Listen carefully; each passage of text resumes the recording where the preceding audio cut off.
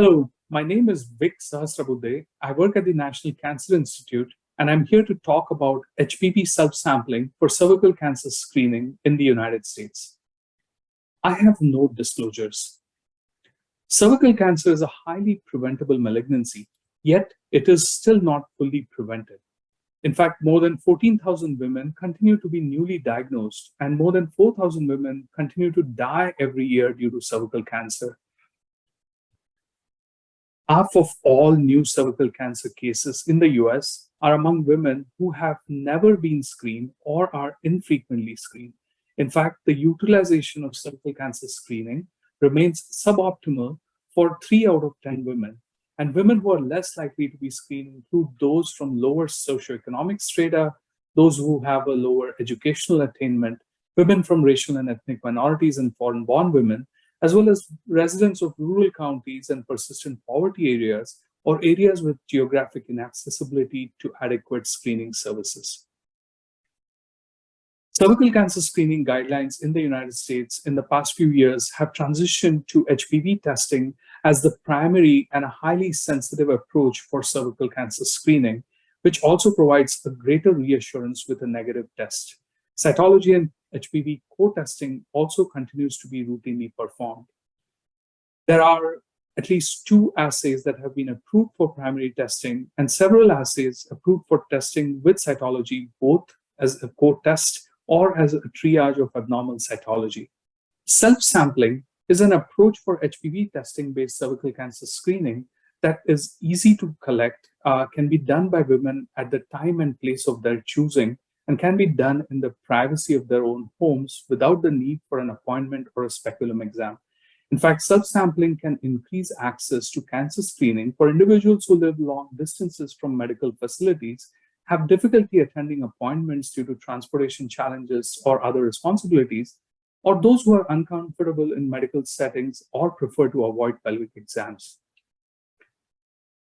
In fact, HPV testing on self-sampling in several meta-analyses of observational studies and randomized screening trials has shown to have higher sensitivity compared to cytology and comparable sensitivity and high agreement compared to clinician-collected sampling, especially for PCR-based HPV DNA assays.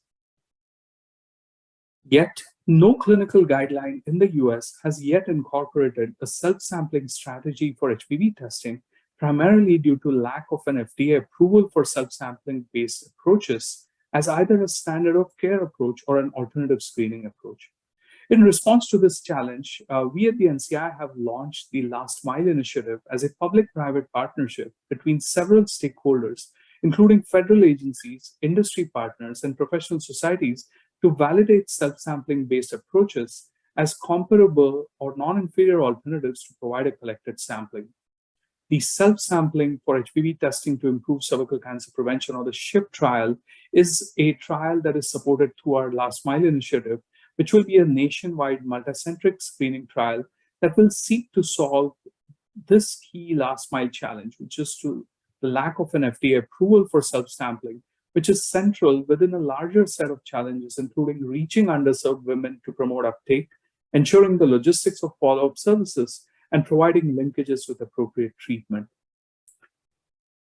In fact, this Last Mile Initiative, we hope, brings together nascent and disjointed efforts to formally lay out a pathway for regulatory approval for self-sampling, and brings together both public sector and private sector partners to collaboratively address this key barrier that cannot be addressed through disparate efforts from either of those sectors in isolation.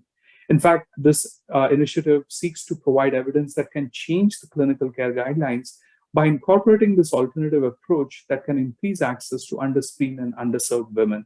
Eventually, we hope this might provide a convenient and a speculum exam-free screening approach for all women, and thereby increase adherence to current screening guidelines and likely reduce excess healthcare costs.